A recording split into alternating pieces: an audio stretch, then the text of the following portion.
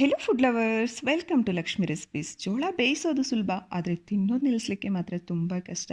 ಇದನ್ನು first time ತಿಂದಾಗಲೇ ಇದ್ರ ಮೇಲೆ ಲವ್ ಆಗಿಬಿಡುತ್ತೆ. ಅಷ್ಟು ಟೇಸ್ಟಿಯಾಗಿರುತ್ತೆ. ಟೇಸ್ಟ್ ಮಾತ್ರ ಅಲ್ಲ, ತುಂಬ ಹೆಲ್ದಿ. ಇದು ಮುಖ್ಯ. Point to be noted your honour. ಹೌದು, ನಿಮ್ಮಲ್ಲಿ ಎಷ್ಟು ಜನ ಜೋಳನ ಈ ರೀತಿ ಬೇಯಿಸಿ ತಿಂದಿದ್ದೀರಾ? ಒಂದು ವೇಳೆ ತಿಂದಿಲ್ಲ ಅಂದರೆ ಖಂಡಿತ ಇವಾಗಲೇ ಟ್ರೈ ಮಾಡಿ. ನಿಮ್ಮ ಅಭಿಪ್ರಾಯನ ನಮ್ಮ ಜೊತೆ ಶೇರ್ ಮಾಡ್ಕೊಳ್ಳಿ.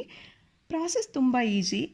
ಜೋಳದ ಮೇಲಿನ ಸಿಪ್ಪೆನ ತೆಗೆದು ಜೋಳನ ಈ ರೀತಿಯಾಗಿ ಕಟ್ ಮಾಡಿಕೊಂಡು ಒಂದು ಪಾತ್ರೆಗೆ ಟ್ರಾನ್ಸ್ಫರ್ ಮಾಡಿಕೊಂಡು ಮುಳುಗೋ ತನಕ ನೀರನ್ನ ಹಾಕ್ಕೊಂಡು ರುಚಿಗೆ ತಕ್ಕಷ್ಟು ಉಪ್ಪನ್ನ ಹಾಕ್ಕೊಂಡು ಐ ಫ್ಲೇಮ್ನಲ್ಲಿ 10-15 ನಿಮಿಷ ಬೇಯಿಸ್ಕೊಂಡು ಒಂದು ವೇಳೆ ಬೆಂದಿದೆಯಾ ಇಲ್ಲ ಅಂತ ಚೆಕ್ ಮಾಡ್ಕೊಳ್ಳಿ. ನಂತರ ಅದರಲ್ಲಿರೋ ನೀರನ್ನ ಬಗ್ಗಿಸ್ಕೊಂಡು ಪ್ಲೇಟಿಗೆ ಟ್ರಾನ್ಸ್ಫರ್ ಮಾಡಿಕೊಂಡು ಉಪ್ಪೇನಾದರೂ ಕಡಿಮೆ ಬಂದಿದ್ದರೆ ಸ್ವಲ್ಪ ಅಡ್ಜಸ್ಟ್ ಮಾಡಿಕೊಂಡು ಒಂದು ಸಲ ಮಿಕ್ಸ್ ಮಾಡಿಕೊಂಡು ಸರ್ವ್ ಮಾಡಿಕೊಂಡ್ರಿ ಅಂದರೆ ಮುಗೀತು, ನಿಮಗೆ ಟೇಸ್ಟಿಯಾಗಿರುವಂತಹ ಜೋಳ ರೆಡಿ. ತುಂಬ ಈಸಿ ಪ್ರಾಸೆಸ್ ಅಲ್ವಾ? ನೀವು ಟ್ರೈ ಮಾಡಿ. ನಿಮ್ಮ ಅನಿಸಿಕೆನ ನಮಗೆ ಕಮೆಂಟ್ ಮುಖಾಂತರ ತಿಳಿಸಿ. ಹಾಗೆ ವಿಡಿಯೋನ ಲೈಕ್ ಮಾಡಿ. Thank you for watching.